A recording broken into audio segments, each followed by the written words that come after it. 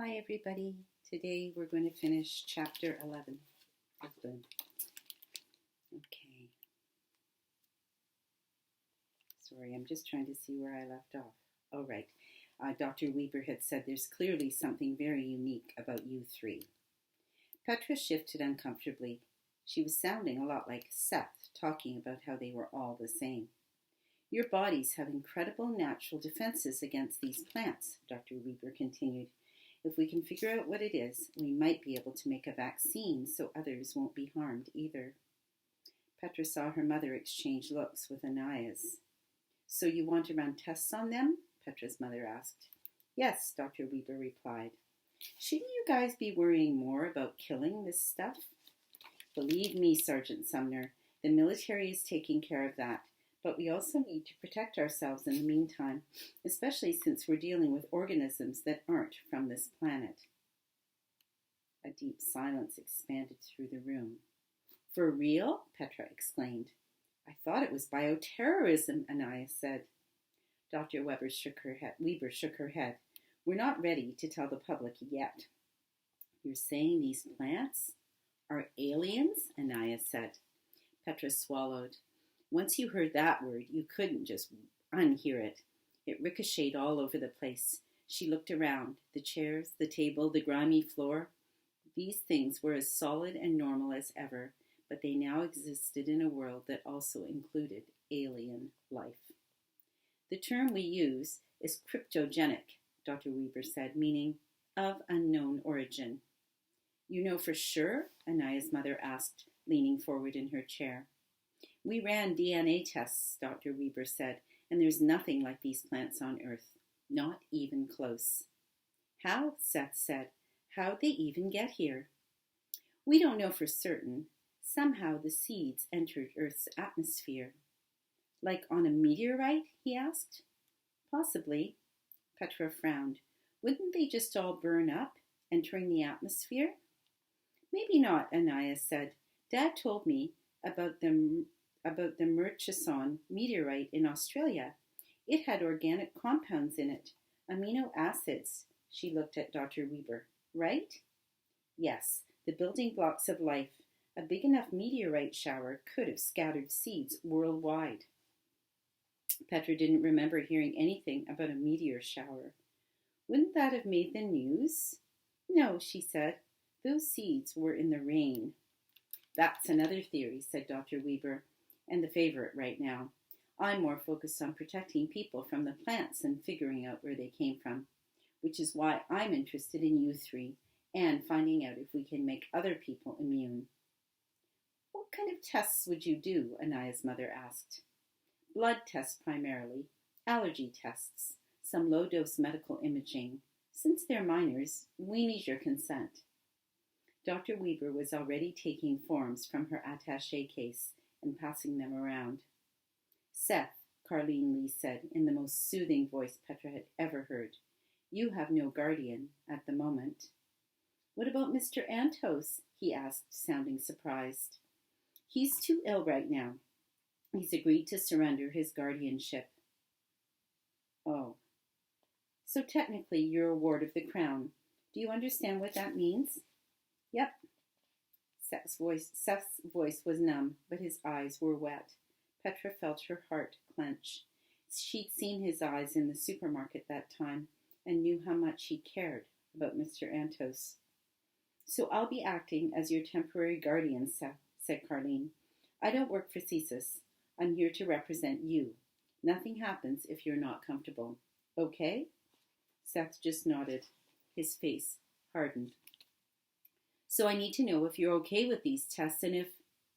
I'm good. Thank you, Seth, Dr. Weber said gently. Petra watched her mother carefully read the paperwork. She always read things before signing. She even read the stuff on the internet before she clicked. You all right with this? Mom asked her. She nodded. Yeah, I don't mind. You're a medical doctor, I assume, Anaya's mother asked Dr. Weber. Yes, and a biochemist. I have a team in Vancouver. Vancouver? Petra said in surprise. The hospital here doesn't have the diagnostics we need. How are you planning on getting them over there? Her mother wanted to know. The same helicopter I came in. It's waiting on the pad. You mean right now? Petra asked. She hadn't expected it to be so soon. That's why we asked you to pack a few things, Dr. Weber said. No, Anaya said, looking anxiously at her own mother. I mean, I want to help, but we need to find Dad first. Ah, said Dr. Weber with an understanding nod. We're very aware of your father's work. He's out collecting soil samples at the eco reserves, right? We haven't heard from him since he left, Anaya said. Yesterday morning. We might be able to reach him from the base, said Dr. Weber. They have more powerful equipment. Can't you send a boat out for him? Anaya asked. What if he's hurt? Anaya, there are people all over the country who need urgent help right now, said Dr. Weber. Petra could tell by Anaya's eyes that she wasn't ready to give up yet. Yeah, but he's collecting soil samples that might kill the black grass and the other plants. She was starting to cry now, and her mother put an arm around her. I'm sure he's absolutely fine. I know how important your father's work is, Anaya, Dr. Weber said. Most likely, you'll only be at the base 2 nights, 3 at most. Anaya still looked miserable, but she nodded. I'd like to come as well, Anaya's mother said to Dr. Weber. I completely understand, but the helicopter only carries 5 passengers. Petra quickly did the math. Her, Seth, Anaya, the doctor, and the social worker. No mothers. She glanced at Mom and was startled by the pang of alarm she felt. Dr. Weber looked sympathetically at both mothers. I can arrange for another helicopter to come and collect you and your partners as soon as possible. With luck, even later today. And I'll be with them the whole time, Carlene chimed in, until a parent is present. Petra caught Mom giving Carlene and Dr. Weber her sternest RCMP look. Your facility, where is it exactly? The military base off Stanley Park, Dead Man's Island. Petra almost laughed out loud. That name didn't exactly inspire confidence, but she remembered the park from their visits to Vancouver. And it's completely secure, Mom asked. Absolutely, said Dr. Weber. What do you think, Diane? Asked Anaya's mother. They'll be safer over there, for sure. I agree, said Anaya's mother. Petra watched their mothers sign the forms. We're very grateful, said Dr. Weber, gathering the paperwork and slipping it into her case. Oh, one last thing.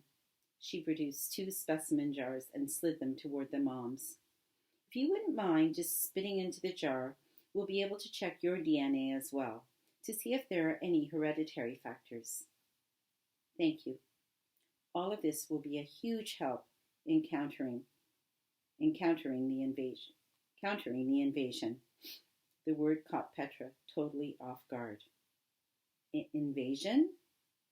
That's exactly what this is, Dr. Weber told her. You made it sound like it was planned, Seth said. Planned or not, said Dr. Weber, our planet's being colonized. Petra heard a helicopter's rotors start to turn somewhere outside. Dr. Weber's phone pinged. She glanced at it, then stood. We need to go.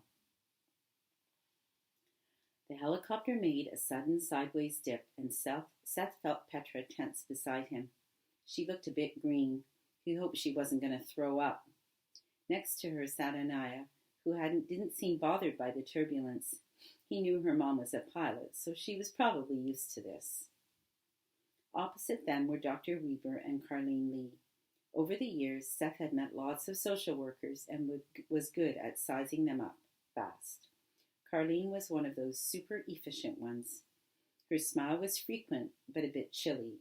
She'd had her job long enough to keep herself a good distance. They bumped again, but Seth didn't mind. He'd never been in a helicopter, never been on an airplane either, and he loved it.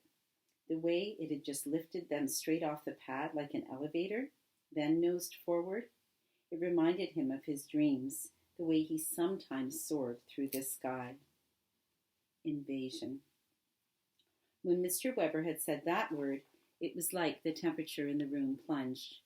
He'd seen the shock on everyone's face. It sounded like a war.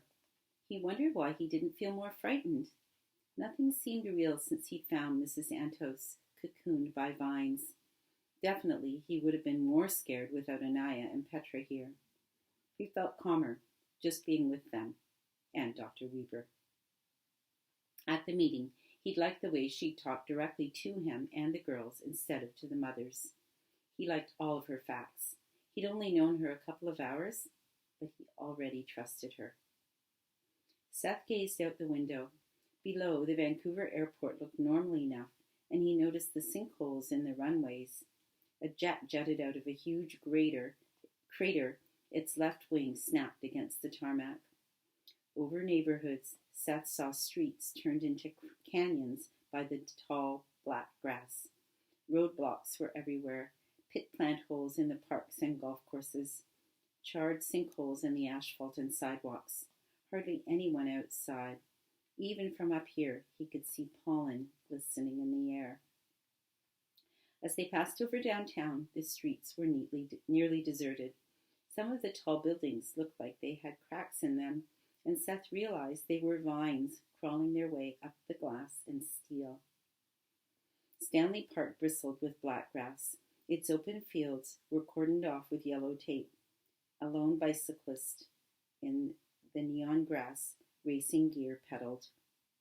In neon green racing gear, pedaled madly around the seawall, head to his handlebars.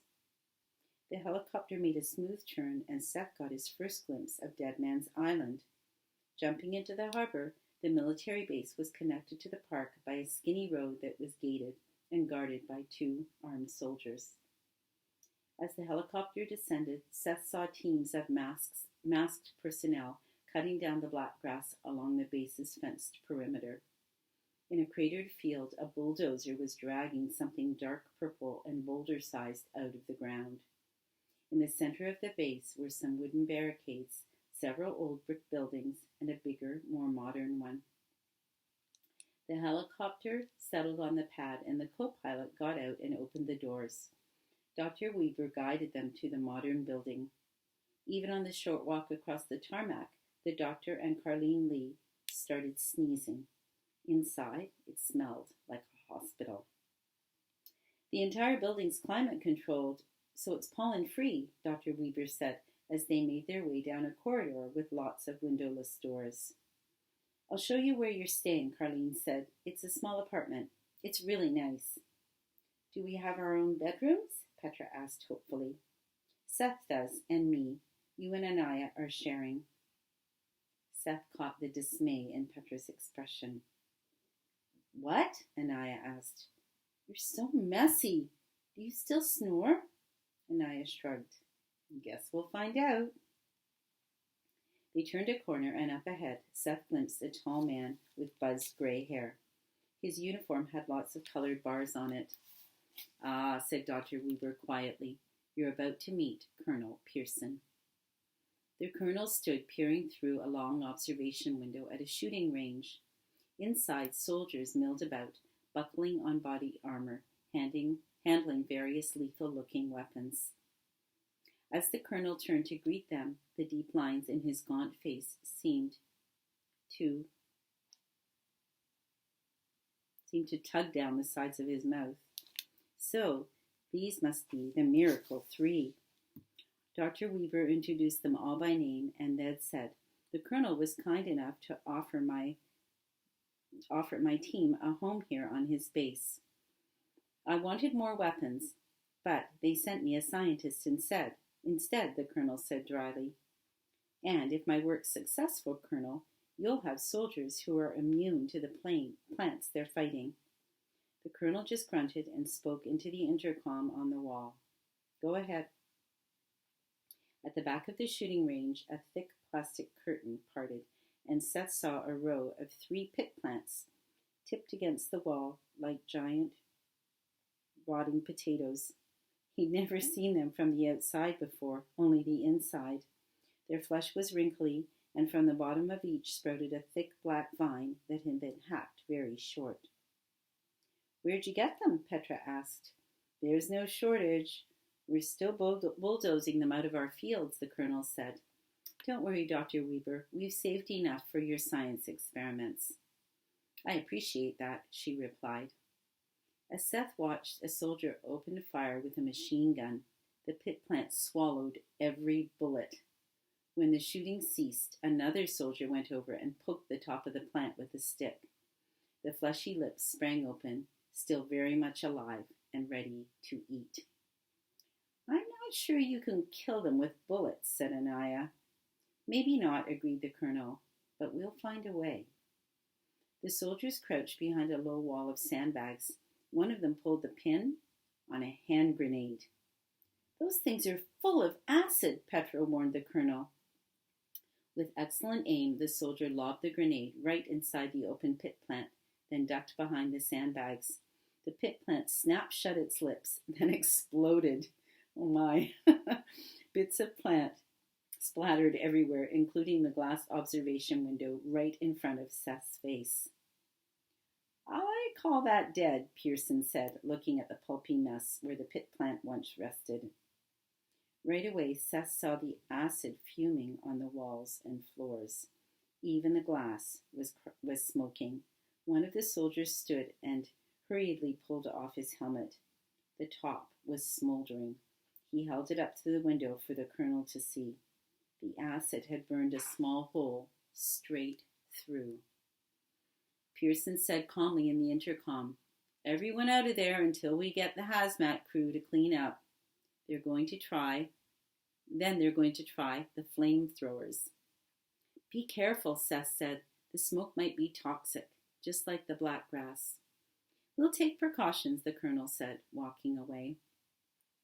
He doesn't seem very happy we're here, Seth said quietly when the colonel was out of earshot. Don't worry about the colonel, said Dr. Weber. He's a good man, and he wants to kill these things as quickly as possible.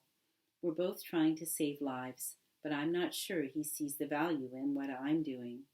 So, are you three ready to begin? And we'll find out what happens tomorrow when we read chapter 12.